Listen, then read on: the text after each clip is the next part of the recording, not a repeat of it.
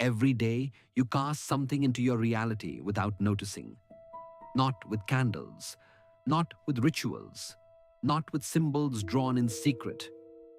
You do it with words. The words you speak out loud, the words you repeat silently, the words you accept from others, and the words you use to explain who you are. A word does not have to be magical in the childish sense to become powerful. It only has to be repeated until the nervous system believes it.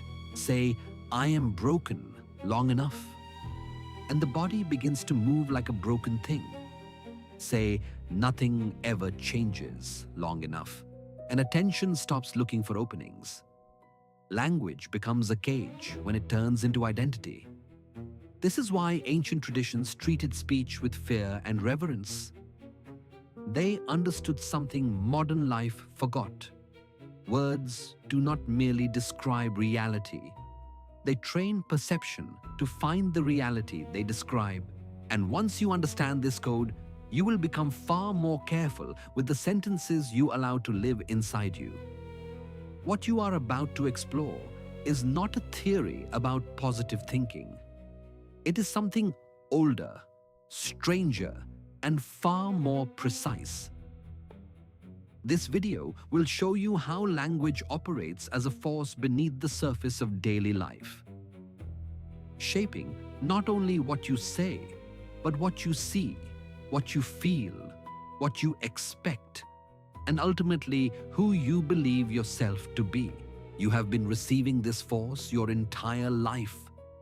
Most of it was delivered without your permission. By the time this ends, you will understand why certain repeated words function less like communication and more like commands issued directly to the subconscious.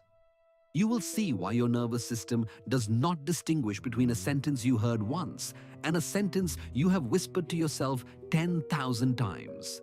And you will begin to understand why ancient architects of language built entire systems around the spoken word as the primary tool of reality construction. This is not about becoming someone who carefully recites affirmations in the mirror every morning. This is about something far more fundamental. The recognition that you are already using language as a creative force every single day, mostly without awareness.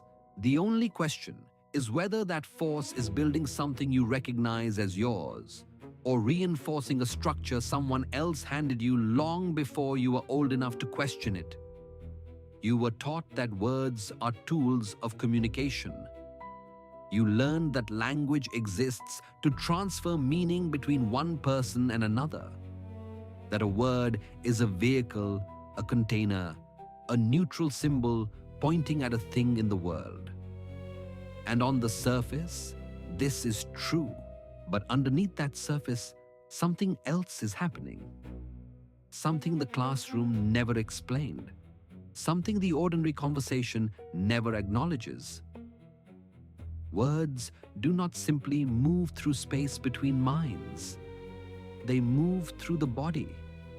Every word you speak or hear or silently repeat generates a subtle physiological response.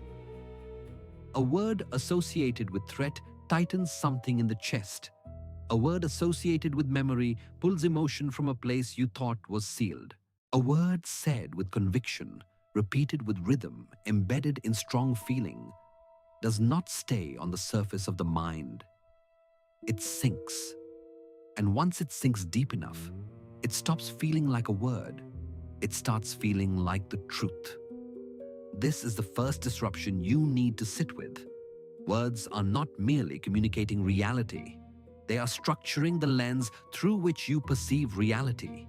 They are shaping which patterns your attention finds, which emotional states feel familiar, which outcomes feel possible, and which possibilities feel forever out of reach. A word is not passive. It is an architectural element inside the mind. And the architecture of your mind is what your life is built upon. What this means is that the sentences you use most frequently are not just expressions. They are instructions.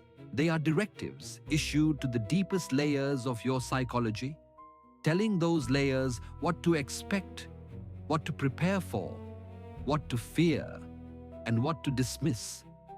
You may have never intended them that way. You may have inherited them from a parent, absorbed them from a culture, or adopted them in a moment of pain. But the subconscious does not care about intention.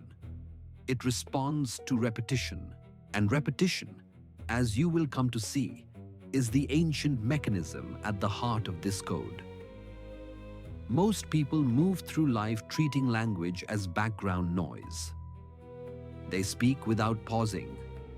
They absorb phrases from family members, friends, news, advertisements, and internal monologue without ever questioning the architecture those phrases are quietly assembling inside them. The assumption is simple and largely unconscious. Words are just words. You say them, they float away, and life continues. Nobody believes they are doing anything structural by muttering a complaint under their breath or repeating an old explanation of who they are. Watch how it actually unfolds in ordinary life. Someone wakes up on a slow morning and says, quietly, automatically, "This is going to be a long day." Nobody around them hears it. It barely registers as a thought. It certainly does not feel like a spell being cast, but attention has just been told what to look for. The nervous system has just received a subtle orientation. And from that moment, without any conscious agreement, the filter is set. What confirms long and difficult becomes visible. What contradicts it goes unnoticed. People label themselves with extraordinary casualness. I am the type who always overthinks. I am just not good at relationships. I have never been a creative person.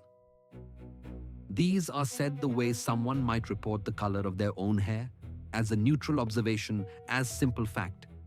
But these phrases are not neutral. They are closing doors. Every time one of them is spoken or thought, the identity they describe becomes slightly more crystallized, slightly more invisible, slightly more felt as fixed nature rather than learned pattern. Inherited phrases are among the most quietly damaging forms of unconscious language. You carry sentences from parents, grandparents, and communities that were never yours to begin with. People like us don't get ahead. Money doesn't grow on trees. You can't trust anybody. These were absorbed before you had the awareness to examine them. They entered the nervous system as emotional truth during childhood, when the mind was open and literal and desperate for maps of how the world works. And they stayed. Not as memories, but as architecture.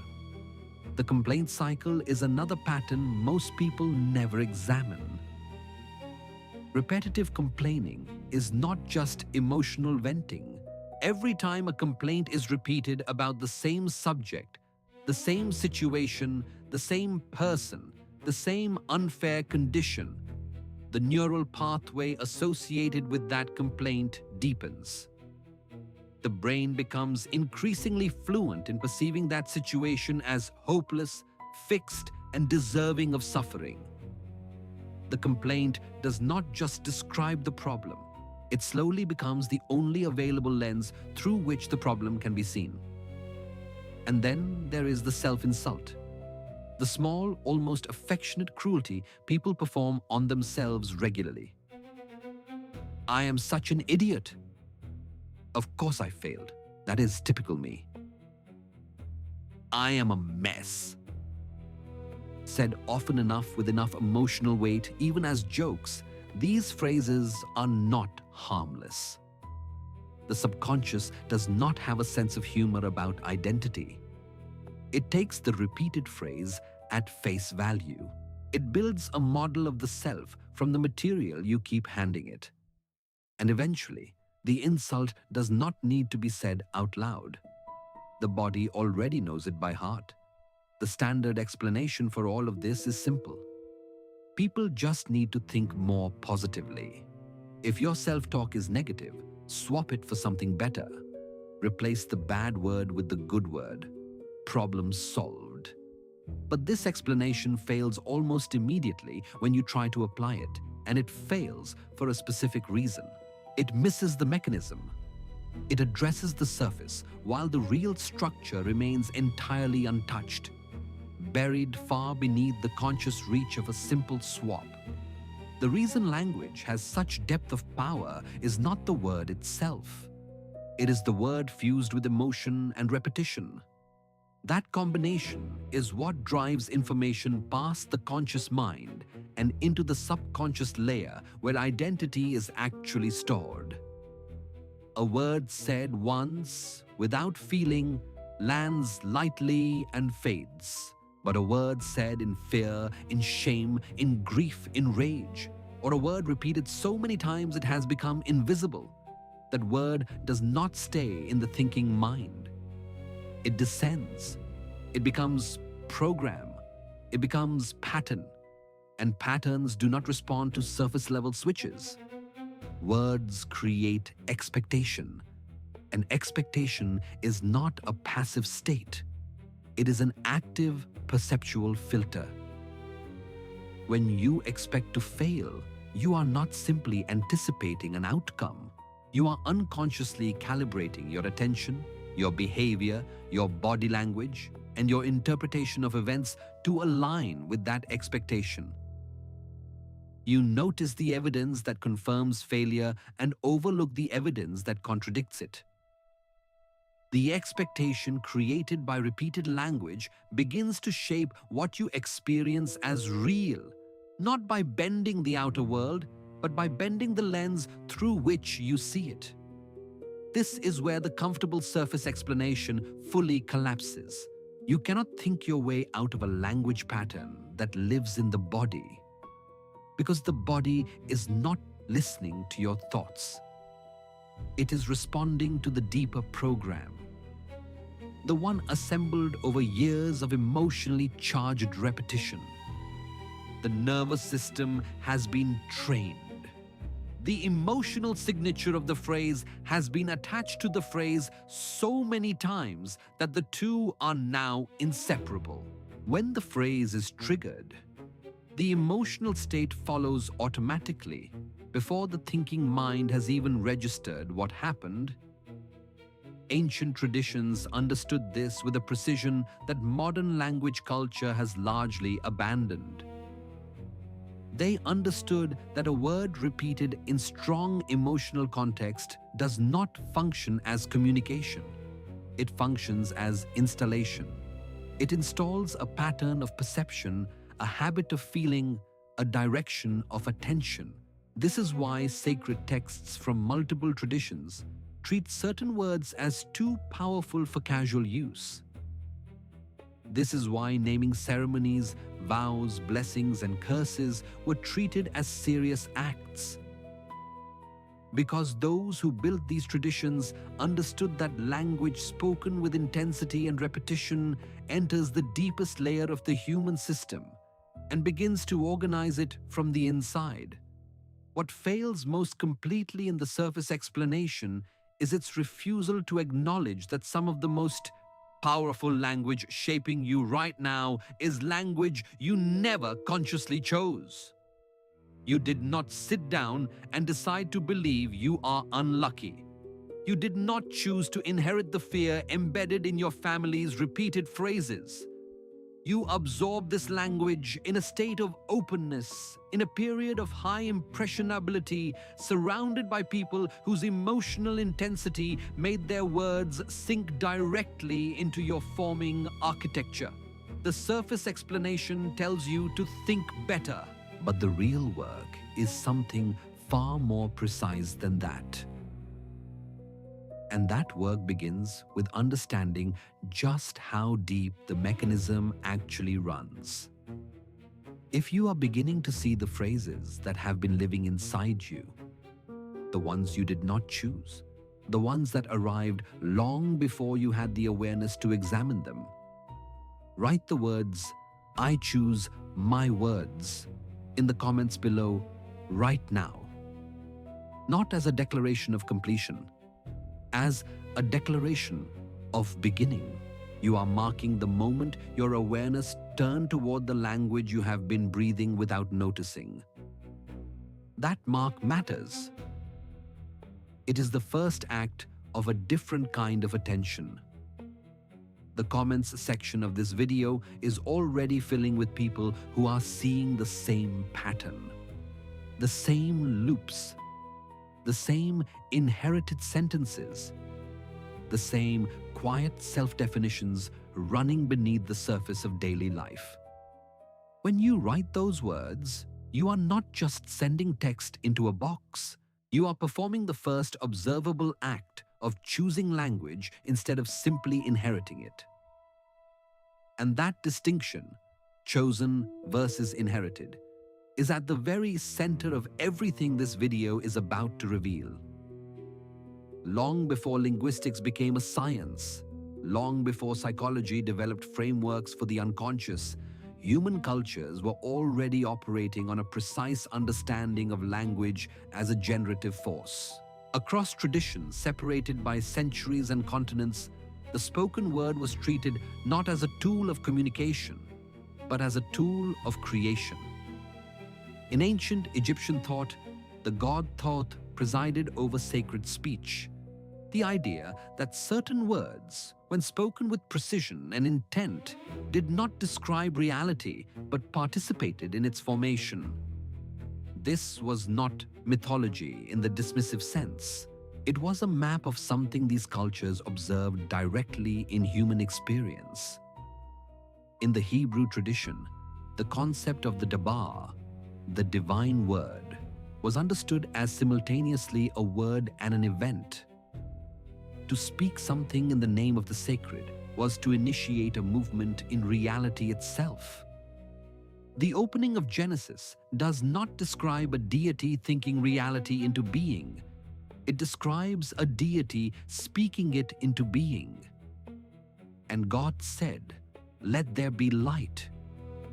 Speech as Genesis. This was not metaphor for those who lived inside that worldview. It was the literal mechanism of creation as they understood it. And the human voice was seen as a small but genuine participation in that same creative current. Ancient Sanskrit traditions developed an entire science of sacred sound called Nada Brahma. The idea that sound is the fabric of the universe, and that human speech, when aligned with deep vibratory patterns, is not merely symbolic, but structurally generative. The mantra system was not religious decoration. It was a psychological technology built on a precise observation that certain sounds, repeated with attention and intention, alter the inner state of the one who produces them. Alter the inner state deeply enough, and perception changes. An altered perception produces a different experience of reality. In the Stoic tradition of ancient Greece and Rome, one of the central practices was the careful governance of inner speech. The Stoics understood that what the mind narrates is what the mind experiences. Marcus Aurelius, in his private writings, returned again and again to the practice of examining the story being told internally, not to suppress it, but to test it for truth. Because the Stoics understood that an untested inner narrative functions as invisible command. The thought you do not examine governs you, and the language of that thought is where the examination must begin.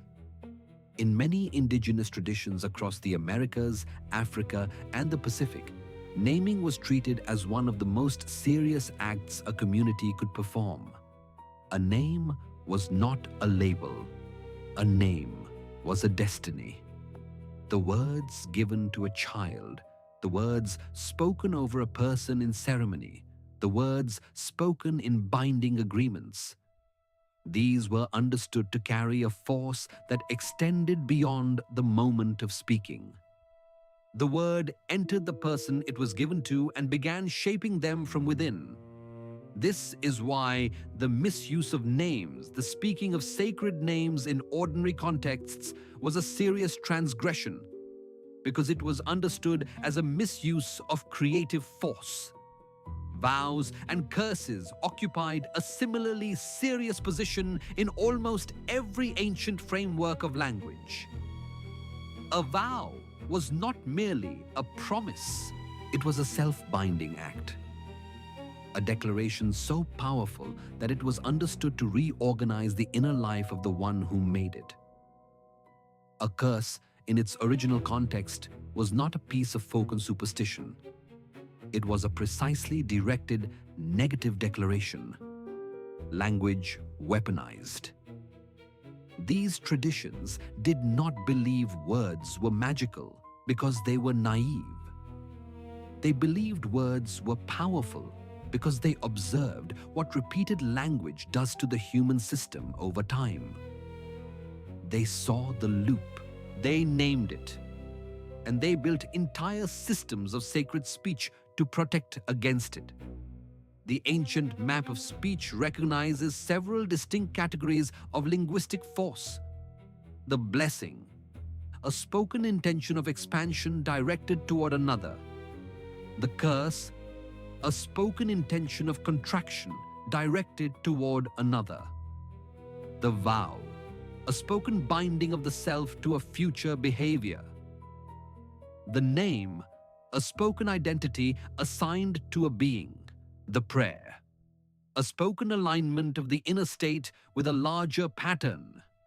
Every one of these categories is a recognition that the spoken word, in the right conditions, is not commentary on reality.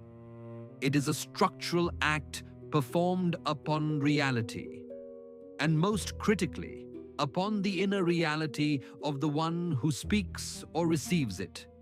What all of these traditions share beneath their different symbols and stories is a single observation, stated in different languages, but pointing at the same thing. Language spoken with emotion, repetition, and the full weight of belief does not float away into empty air. It lands in the body. It lands in the subconscious. It lands in the nervous system and begins organizing behavior, attention, and perception around its content. The ancient world did not need modern neuroscience to know this. They observed it directly in human lives across centuries and built entire cultural architectures, rituals, ceremonies, sacred languages, naming traditions, oral vows around that observation. The code they were encoding has never gone away. It has only become invisible. Say a word that frightens you, not out loud, just think it. Think a word or phrase that carries real weight for you. Notice what happens in the space of a single second. Somewhere in the chest, something contracts. The breath becomes slightly shallower. The shoulders may shift almost imperceptibly. The jaw, the throat, the hands, they may tighten by a fraction. You did not decide to do any of that. You said nothing aloud. You simply thought a word. And the body responded as though something real had entered the room. This is not a metaphor. This is the actual sequence of events inside the human body-mind system when language is processed.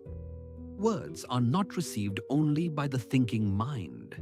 They are received by the entire organism. The nervous system does not distinguish between a word as symbol and the reality that word represents. If the word has been emotionally charged, if it has been connected to a real experience, a real fear, a real loss, the nervous system responds to the word as though the experience is happening now. This is both the brilliance and the vulnerability of the human system. Breath is one of the most immediate indicators of how words move through the body. Watch your breath when you say certain phrases internally. Phrases of threat or failure tend to cause breath to shorten and move higher in the chest. Phrases associated with safety or expansion tend to cause breath to deepen and drop lower. This is not a philosophical observation. It is a physiological one. The breath is a live monitor of the inner state generated by language. And because breath affects everything, oxygenation, nervous system regulation, emotional clarity, the words you habitually repeat are quietly shaping your biological baseline. Posture is another dimension of this.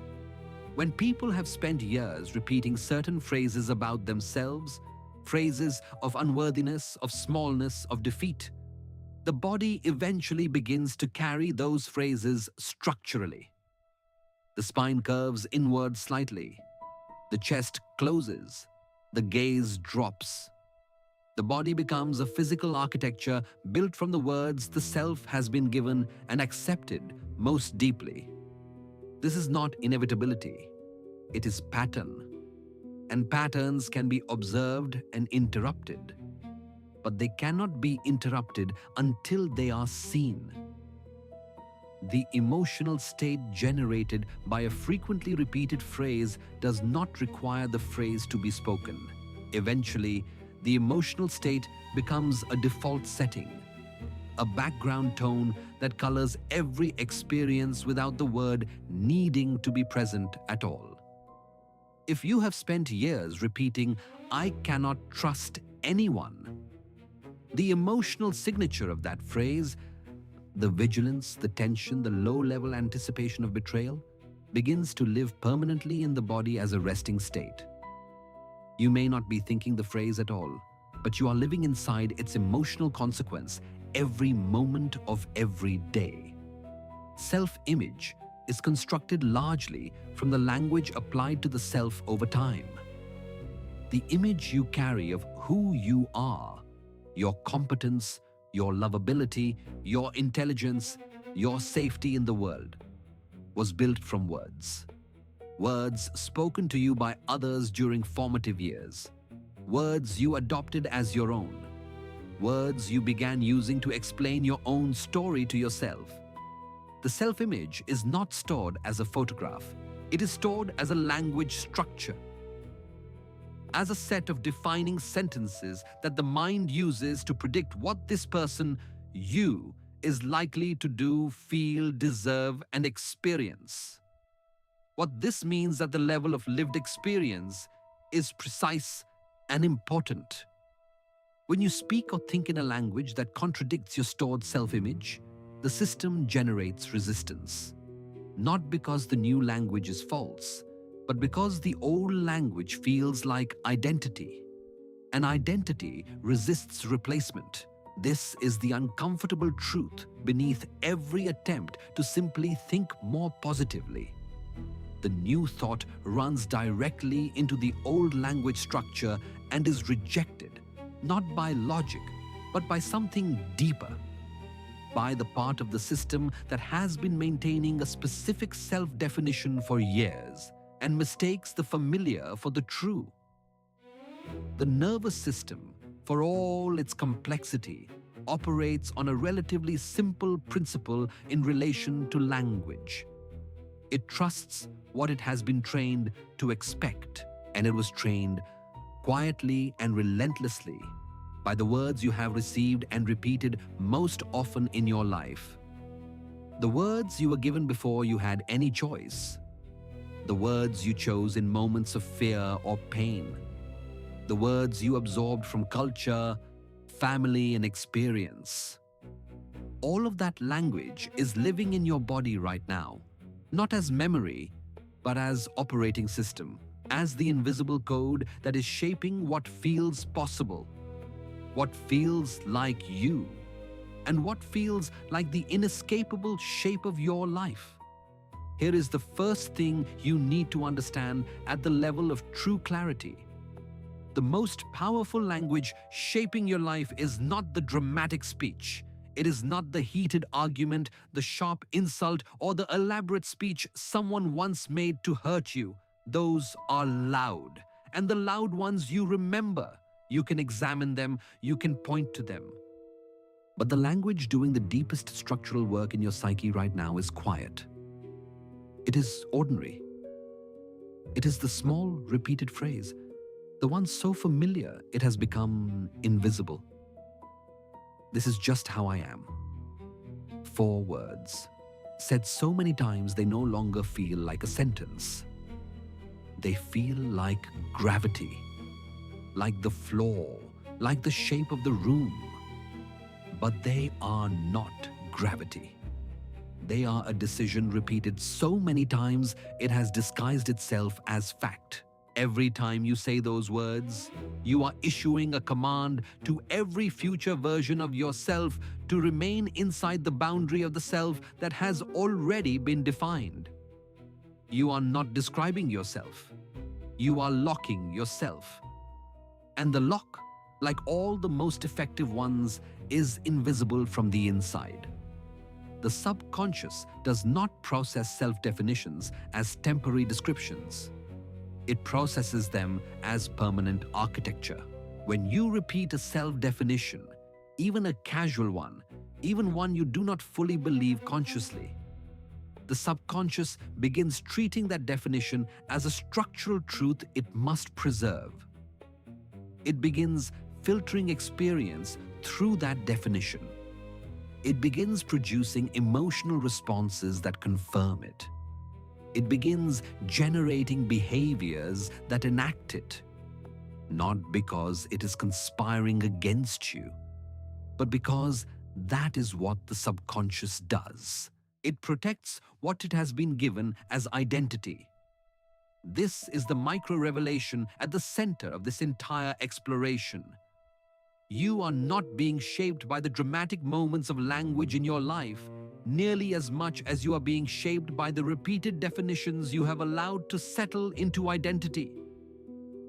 The ancient traditions knew this. The sacred naming ceremonies were not about big declarations. They were about what gets repeated, what gets called true again and again and again. What the child hears so many times that it stops being a sentence and starts being a self. The most powerful spell is not the one spoken once in ceremony. It is the one spoken every day in the ordinary voice you use to explain yourself to yourself. Think about the phrase, "I always fail," not as an abstraction, but as a sentence that has lived inside someone, perhaps inside you, for years. Look at what that phrase actually does in the structure of a life. It does not simply predict failure. It generates the conditions for failure by shaping what attempts get made, how much sustained attention is given before giving up, what interpretation is placed on setbacks, and how the self relates to the entire category of trying. "I always fail" is not a description of a track record. It is a command issued to behavior, attention, and interpretation simultaneously. "I am unlucky." This phrase carries an entire theology inside it. It places the cause of life's outcomes outside the self in a force described as arbitrary and hostile. The person who repeats this phrase is not simply expressing frustration. They are constructing and reinforcing a worldview in which effort is irrelevant because the determining force is external and capricious.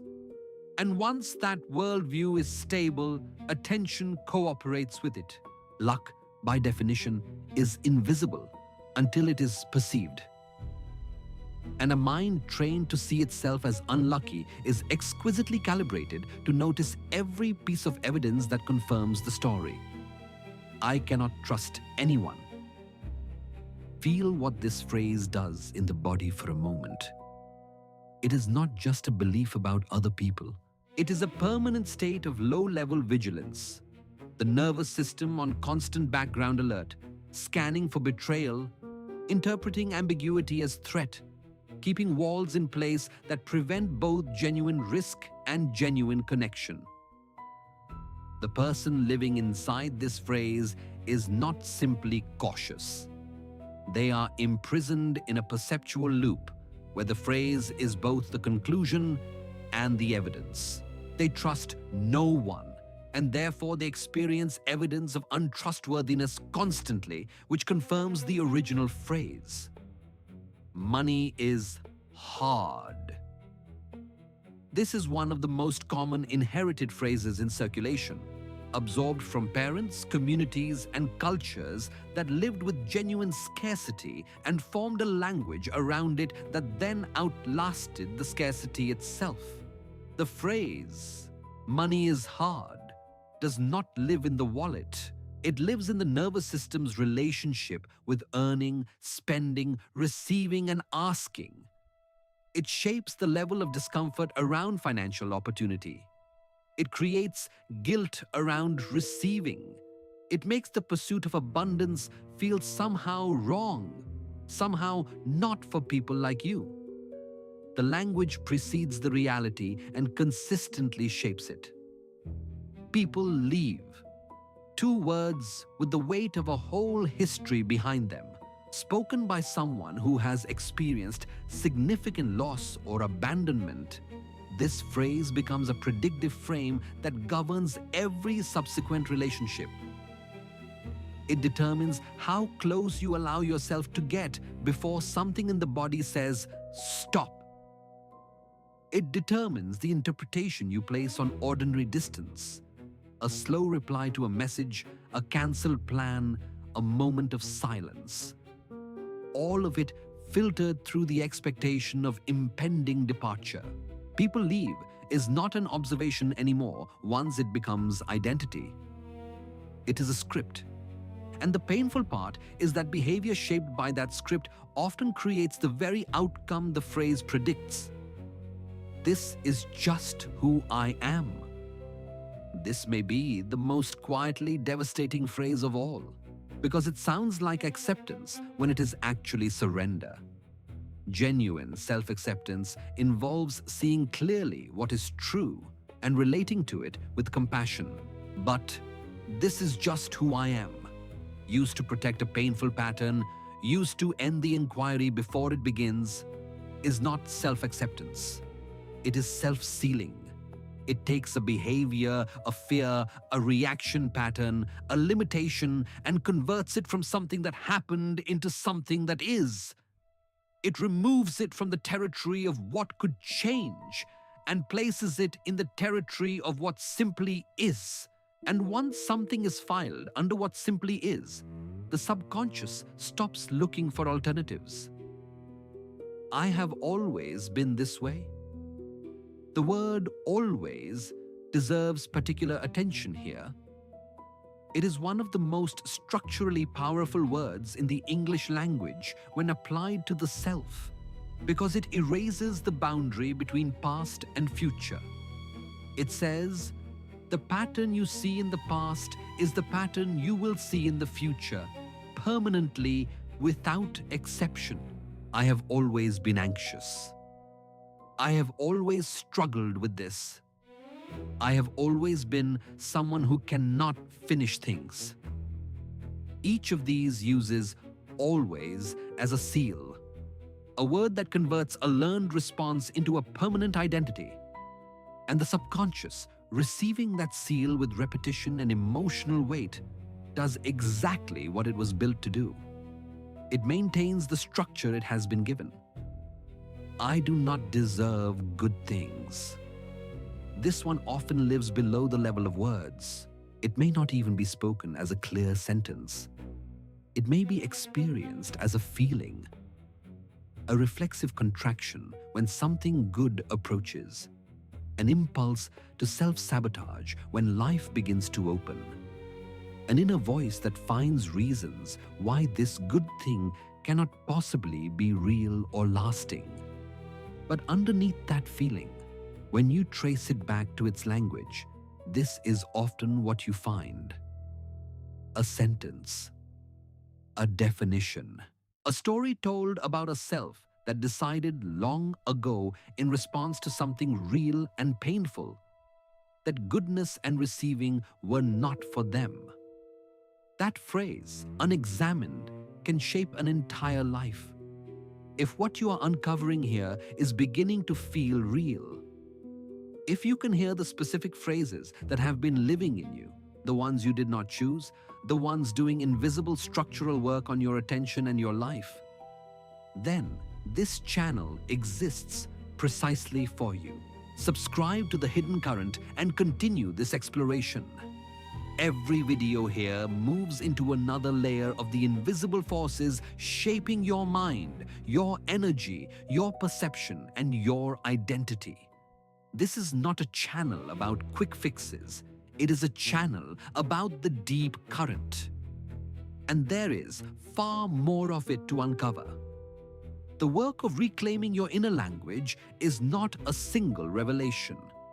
It is a practice. It is an ongoing act of attention turned inward, toward the patterns, the inherited phrases, the subconscious scripts running beneath the surface of every ordinary day.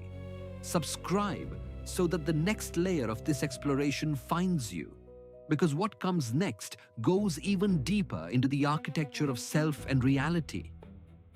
And you have already shown by coming this far that you are someone willing to look. The cost of unconscious language is not dramatic. It does not arrive all at once. It accumulates quietly across years in the texture of what feels possible and what feels forever out of reach. A person who has been running the phrase, "nothing ever works out for me," for a decade does not feel the damage as a single wound. They feel it as a pervasive low-level heaviness, a subtle but consistent sense that life is slightly beyond their reach, that the good things visible to other people are separated from them by something they cannot quite identify or name. Repeated patterns are one of the most concrete expressions of this cost. When you notice that you are living through the same situation again, the same kind of relationship ending in the same way, the same kind of opportunity missed at the same moment of nearness, the same internal collapse when a specific type of pressure appears, you are looking at the behavioral footprint of unconscious language. The phrases running in the background are producing behavior consistent with their content. The loop repeats not because the world is conspiring against you, but because the operating system has not been updated and is producing the same outputs from the same inputs. Weakened agency is perhaps the most insidious cost. When language has established a fixed self-image, when the identity has been sealed by enough always and never, and this is just who I am, the sense of genuine choice begins to erode.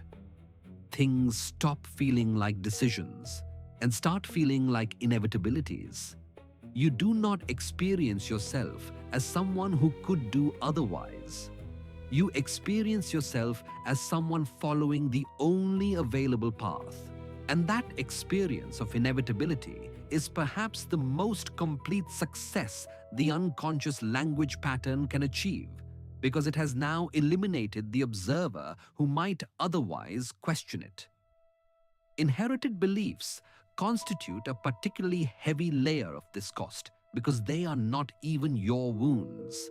They are the wounds of people who came before you, encoded in language and passed forward through family, culture, and community. When you speak the financial fear your parents carried, when you repeat the relational caution your grandparents embodied, when you adopt the resignation that characterized an entire generation's relationship with possibility, you are not being who you are. You are being a carrier for a language that was already old when it reached you. And part of the emotional cost of this is a strange, unnamed grief. the sense of a life that has been lived, at least in part, inside someone else's story. Emotional imprisonment is what happens when language stops being something you use and becomes something you live inside. When the phrase, "I cannot trust anyone," is no longer something you think occasionally, but something your nervous system runs as a permanent background state. When "I am not enough" is not a passing doubt, but the water you swim in. You are no longer experiencing language as communication. You are experiencing it as containment. The emotional range available to you has been defined by the language structure. What can be felt, what can be hoped, what can be risked, what can be received. All of it has been shaped, bounded, and in some cases closed off by the unseen architecture of repeated words. Reality filtered through old language is ultimately the most fundamental cost, because your experience of the world is not direct. It is always mediated by the lens of your inner language, by the expectations, definitions, interpretive frameworks, and identity structures your language has built. If that language is unconscious and unexamined, you are experiencing a version of reality shaped by phrases you never consciously chose, applied to a self you never deliberately defined, producing a life that feels fated when it is actually just familiar. The familiar and the true are not the same thing. But inside the invisible cage of unconscious language, they can become indistinguishable. Here is where the frame shifts. Because this is not a description of inevitable imprisonment. It is a description of a mechanism. And mechanisms, once understood, can be interrupted. The same principle that makes unconscious language a cage is the principle that makes chosen language a tool. If repetition is what drives a phrase past the thinking mind and into the body's operating system, then repetition is also the doorway back. Not through pretending, not through forcing yourself to believe something false, through a different relationship with what gets repeated. The first thing to release is the idea that changing your language means lying to yourself. This is the most common resistance to working with inner language, and it is understandable. When someone suggests you stop saying, "I always fail," and it feels false to say something different, the mind objects. "But I do fail, frequently. Are you asking me to deny reality?" No. The reversal does not involve denial. It involves precision. "I always fail" is not precise. It is a categorical statement applied to a complex, variable human life. Replacing it is not pretending. It is refusing to keep using a false absolute to describe something that is actually nuanced. The false self is not the self that has flaws, limitations, fears, or recurring patterns. The false self is the self sealed inside language that was never examined. The self defined by phrases adopted in pain, inherited from others, or repeated without awareness until they felt like permanent truth. Stepping out of the false self does not require becoming someone unrecognizable. It requires loosening the grip of the language that has been defining the self and observing what is actually present beneath the definitions. Most people, when they do this genuinely, find something more resilient, more fluid, and more alive than the language had led them to expect. Words are prison bars only as long as they are accepted as identity. The moment a phrase is seen as a phrase, as a sentence assembled from words, not a fact carved into the nature of reality, it loses the specific kind of power it had when it was invisible. Seeing the phrase is not the same as eliminating it. It may still arise. It may still generate a familiar emotional pull, but it no longer operates with the same authority because the observer has separated from the content. You are not the phrase. You are the awareness in which the phrase appears. An awareness, unlike a phrase, is not a prison. This reversal from unconscious carrier to conscious observer of inner language is not a one-time event. It is a practice. It is the ongoing act of noticing which sentences are being given the weight of identity and gently, precisely declining to confirm those sentences as permanent truth. It does not require dramatic confrontation. It requires the quieter discipline of watching. What am I saying? What am I repeating? What am I accepting? And is any of it actually serving the life I am capable of living? Changing language is not about assembling a new set of comforting phrases and reciting them until they stick. That approach misses the mechanism again. The real shift is at the level of how you relate to inner language altogether. The shift is from automatic acceptance to conscious examination, from inheriting to choosing, from the phrase as identity to the phrase as information. Once that shift occurs, the language you use begins to reflect awareness rather than fear. And language rooted in awareness, even when it names difficulty, does not cage. It clarifies. And clarity is where movement becomes possible again. The first practical movement is observation without judgment. Before anything changes, something must be seen. For the next several days, simply notice which phrases you repeat most frequently, inwardly and outwardly. Do not try to fix them. Do not panic when you catch them. Simply observe. Notice when I always appears. Notice when I never appears. Notice when this is just who I am closes a thought before it can open. You are not looking for problems to shame yourself with. You are mapping the architecture of your current inner language, and you cannot reroute a map you have not yet read. The second movement is what might be called the pause before self-definition. When you are about to describe yourself to another person or internally, take one breath before the definition arrives. In that breath, ask a simple question. Is this observation or identity? I am feeling anxious right now is an observation. I am an anxious person is an identity.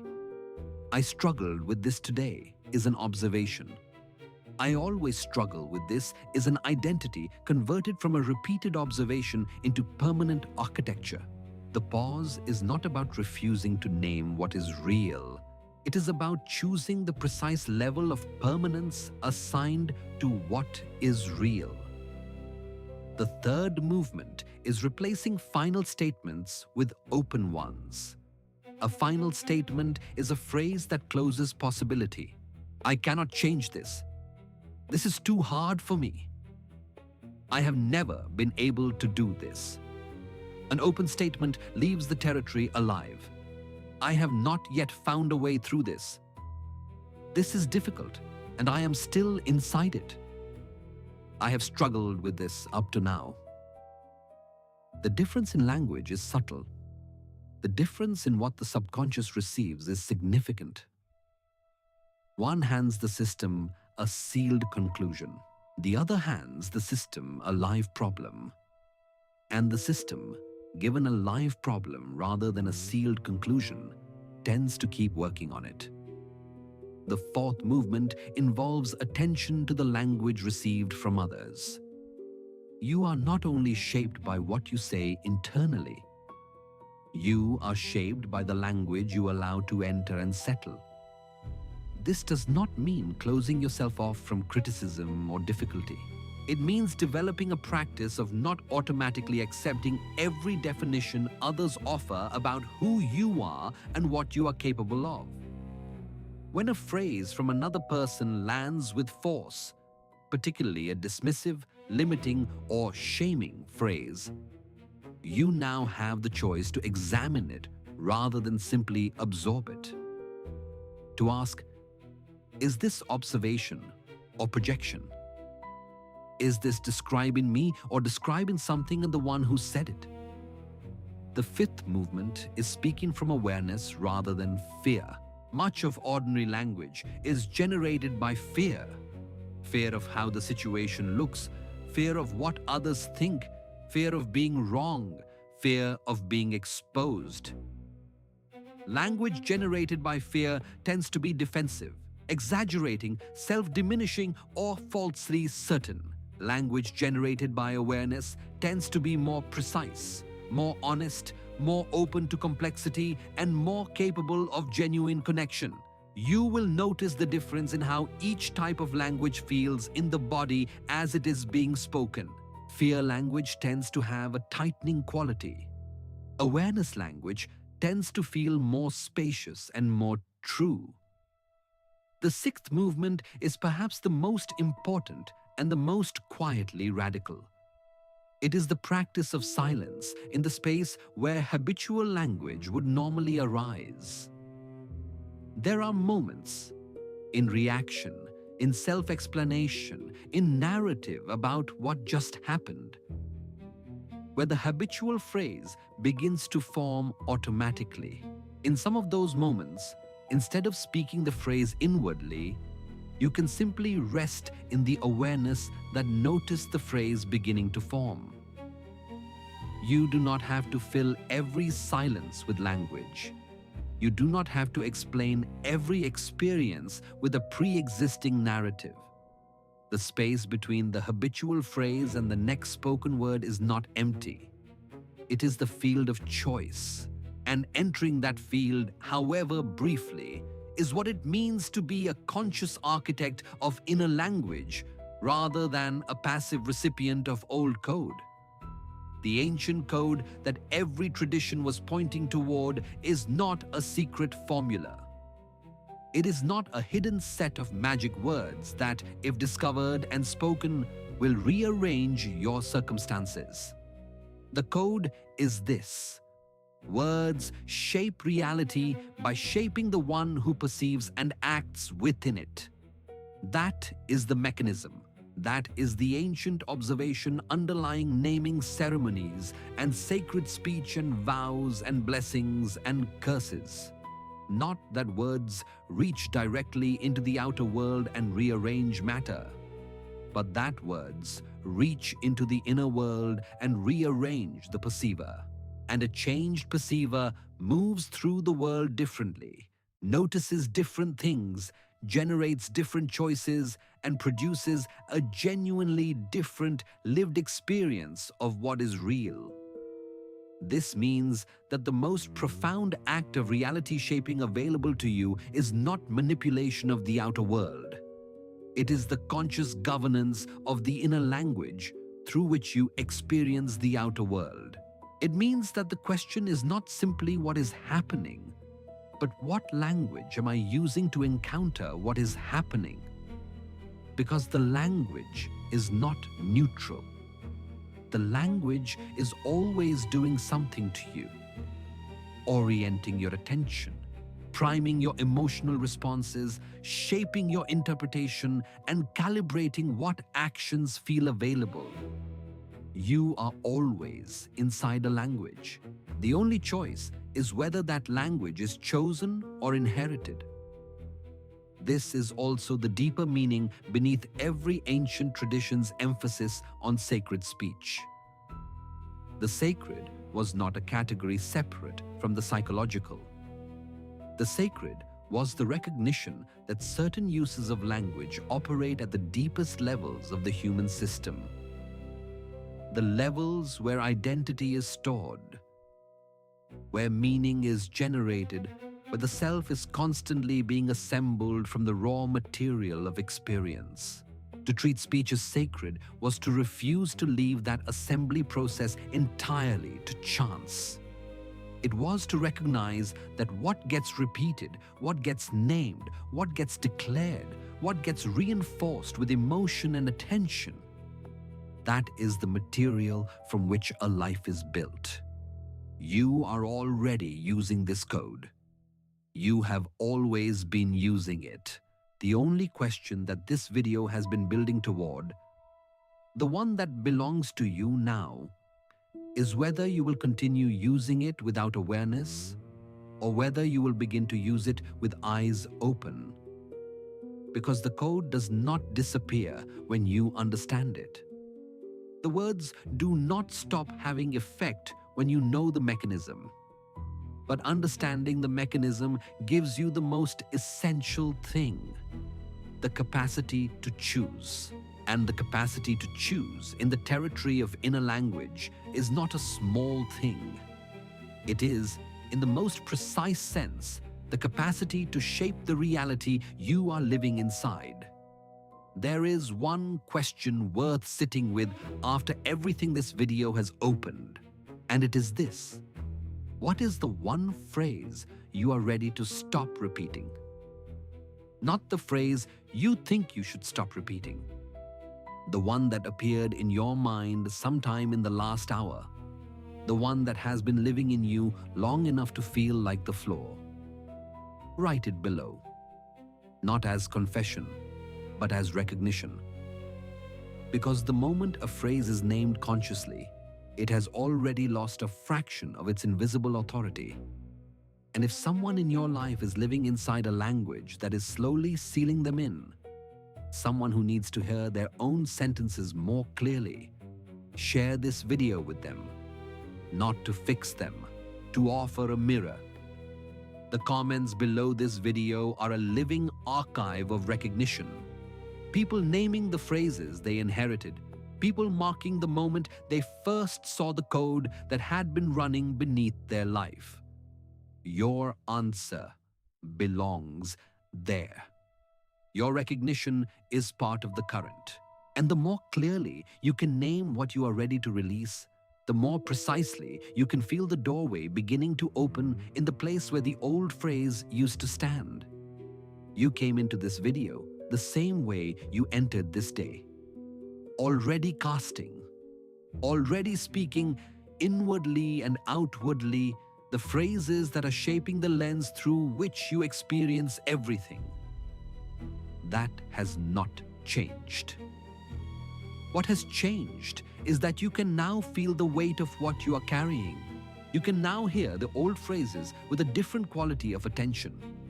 Not as the flaw, not as identity, as language, as sentences assembled from words, as patterns that arrived, settled, and were mistaken for truth.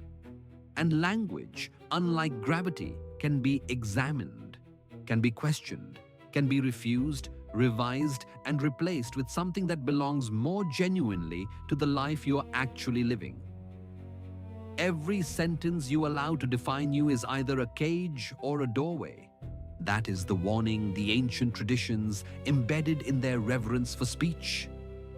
Not because words are magical in the way of fairy tales, but because they are magical in the way of the actual human system. Precise, deep, cumulative, and quietly creative of the reality you inhabit. The hidden current running beneath every ordinary day is made partly of language. It was running before you arrived here. It will keep running. The question is whether you are floating unconsciously in it or beginning to swim.